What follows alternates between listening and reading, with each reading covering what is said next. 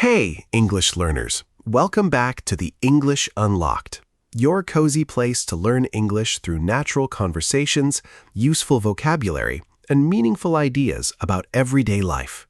I'm Emma.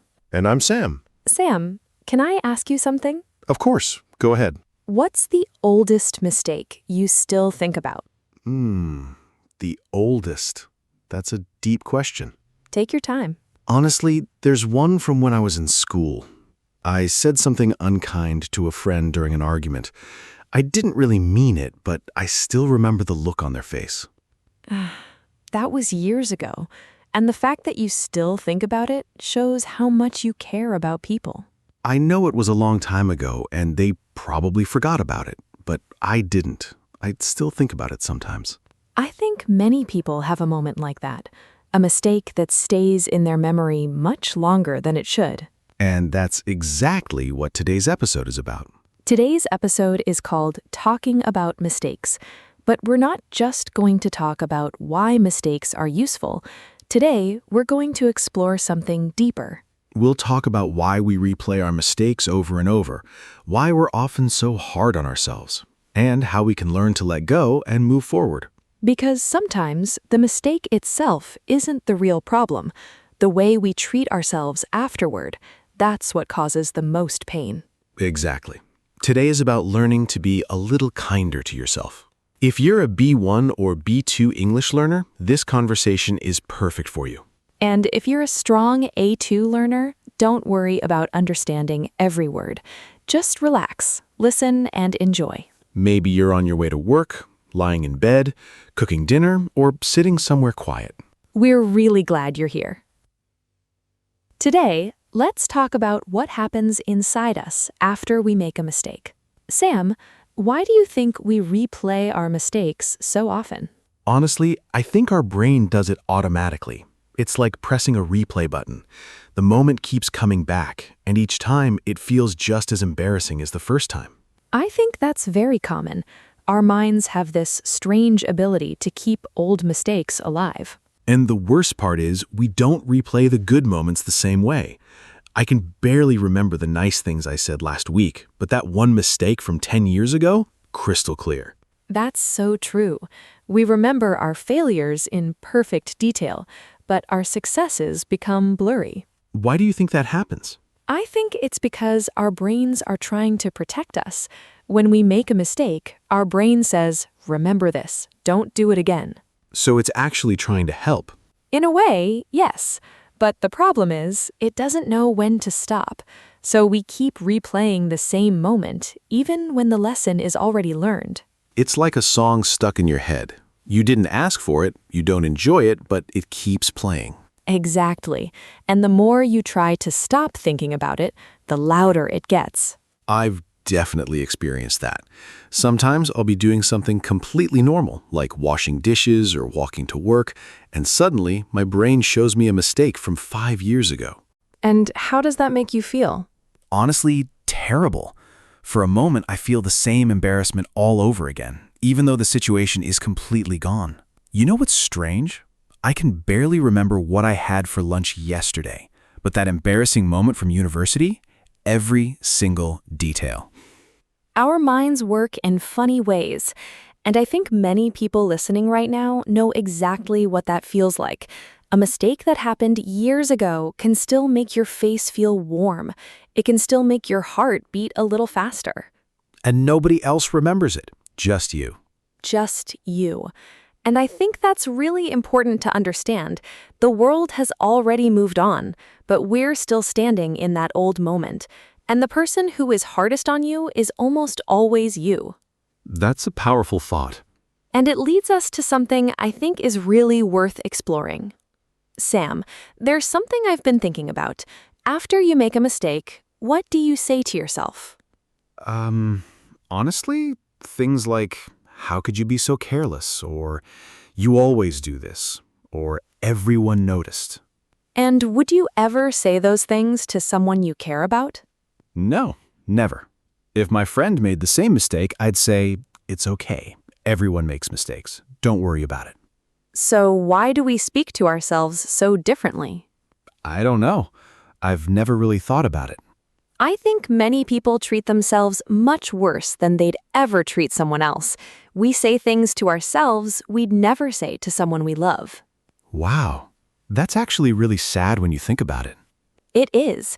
And the problem is, we hear that voice every single day. It becomes normal. We stop noticing how harsh it really is. So we have this critic inside our heads that never takes a day off. Exactly. And that critic doesn't just talk about the mistake, it talks about who we are. Instead of saying, you made a mistake, it says, you are a failure. That's a huge difference. It is. One is about what happened, the other is about your identity.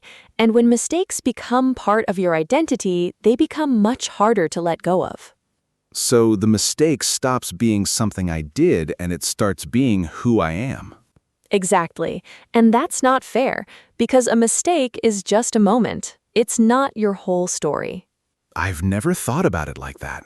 A mistake is a moment, not my story. Here's something interesting. What if mistakes aren't proof that you're failing? What if they're proof that you're trying? Wait, really? Think about it. The only people who never make mistakes are the people who never try anything new. If you made a mistake, it means you were doing something. You were learning. You were living. Wow, that changes everything. It does, because when you see mistakes as evidence of effort, they lose some of their power. They stop being scary. They become human. So maybe I can change what that inner voice says? Maybe not right away, but with practice, yes. Just like learning a language. At first, it feels unnatural, but over time, kindness becomes the new voice. I like that.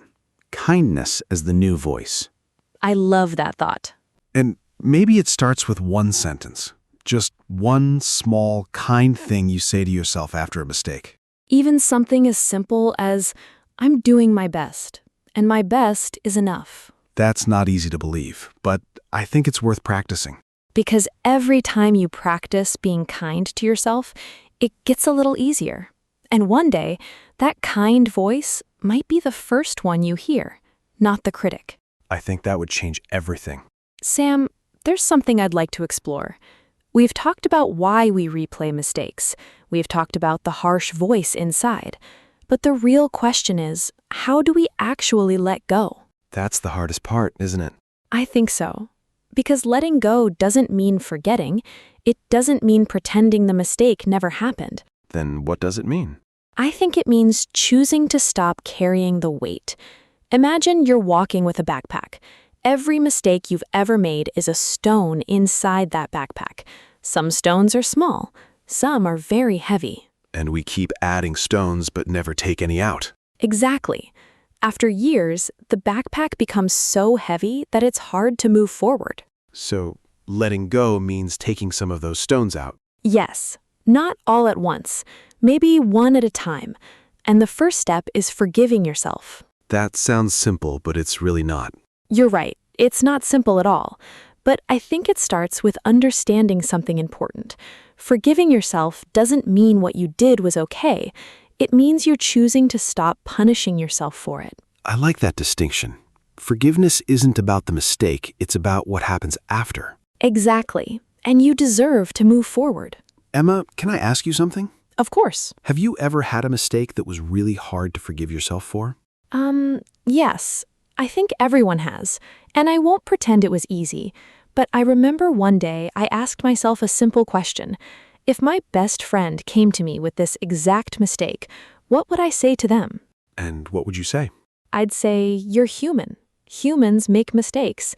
That doesn't change who you are. So you gave yourself the same kindness you'd give a friend. I tried, and it didn't fix everything overnight, but it was a beginning. I think that's important. It doesn't have to be perfect, it just has to start somewhere. Exactly. And here's another thing I think is worth saying. Some people hold on to their mistakes because they believe guilt makes them a better person. What do you mean? They think, if I feel terrible about it, it proves I care. If I let go, it means I don't care. I've definitely felt that way. But guilt without action isn't helpful.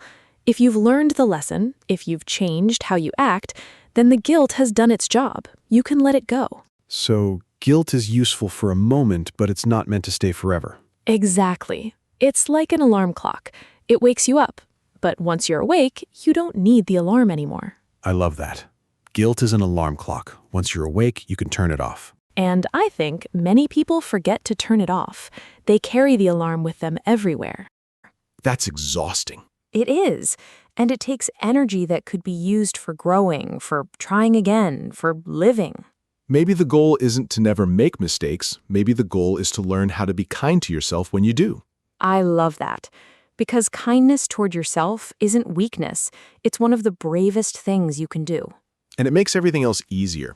When you stop being your own worst enemy, you can start being your own best friend. Beautifully said.